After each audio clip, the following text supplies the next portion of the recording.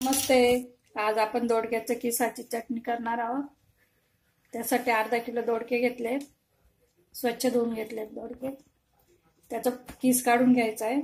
हिरवी मिरची वापरणार आहोत त्या चटणीमध्ये आपण. लसूण, कोथिंबीर, एक कांदा बारीक कापून घ्यायचा. आधी आपण दोडक्याचा किस काढून ही सोलाने घ्यायची, नाही तर सुरी पण घेऊ शकता तुम्ही, किंवा असं बारीक वाटी असते टाकू वाटीने करायचं. पूर्ण साल त्याची खरवडून काढायची. त्या किसाचीच आपण चटणी बनवणार आहोत. दोडक्याला काही तुरी पण म्हणतात, कुठे कुठे आपल्या इकडे दोडके म्हणतात. किसाची चटणी फारच रुचकर पण असते आणि पौष्टिक असते सालीची. त्यामुळे कुठल्याच फळाची साल फेकू नये, भाजीची साल फेकू नये.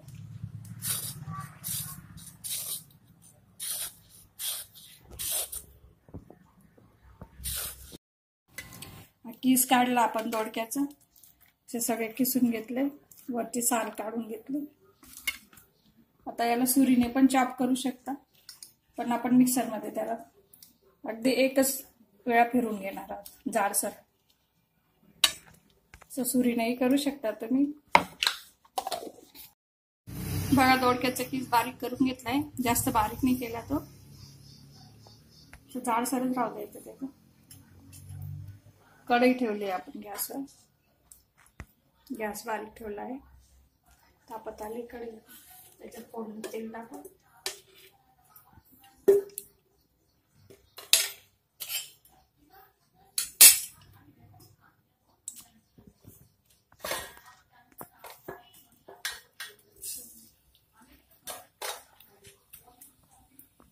मोहरी टाकली. मोहरी तळतळली,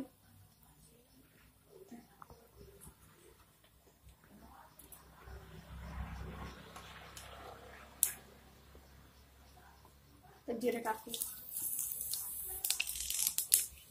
कढीपत्ता,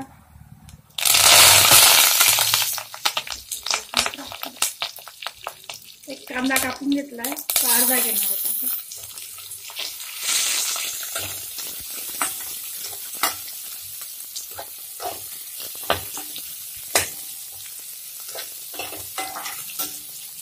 लसूण बारीक करून घेतलाय हाताने.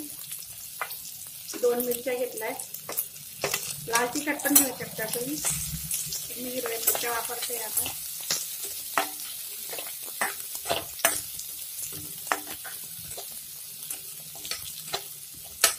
आमच्याकडे दोडक्याचा किस मुलांना भाजीपेक्षा किसच जास्त आवडतो. दोडके आणायचे बाजारातून, त्याचे किस करून खायचा भाजीपेक्षा.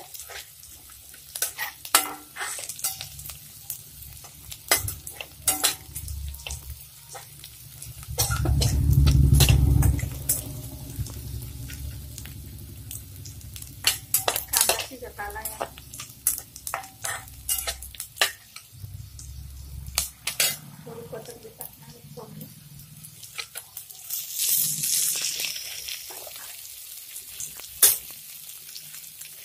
हळद,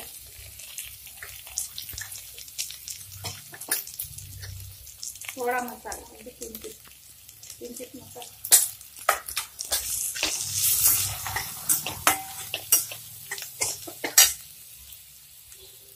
मीठ फोडणीतच टाकणार आहोत. फोडणीत मीठ टाकलं म्हणजे त्याचं नंतर पाणी सुटत. काही पदार्थांना फोडणीतच टाकावं.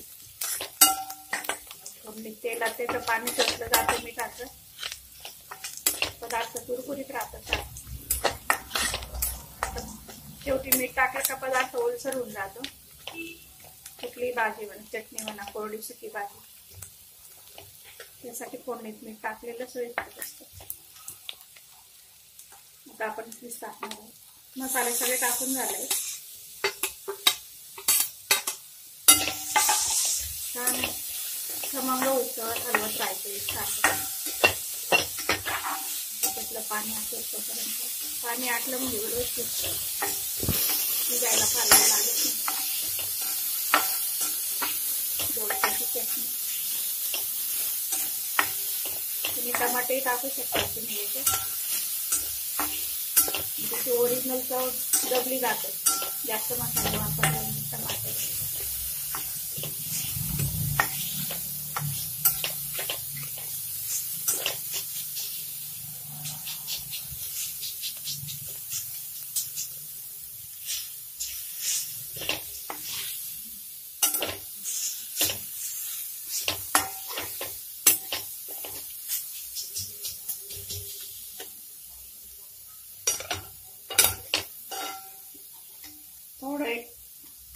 1 मिनिट आपण वाफ येण्यासाठी झाकून ठेवायचं, जास्त वेळ नाही लागणार त्याला.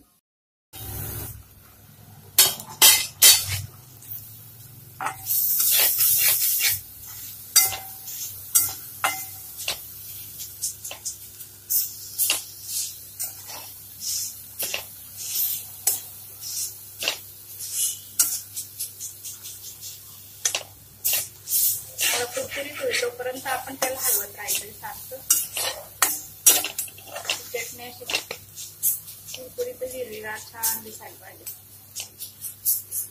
भाकरी बरोबर, पोळी बरोबर, कशाही बरोबर खाऊ शकतात.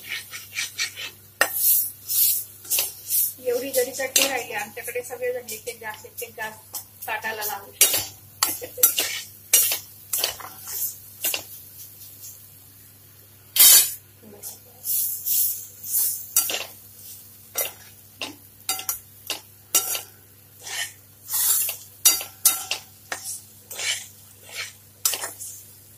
झाली आपली चटणी तयार.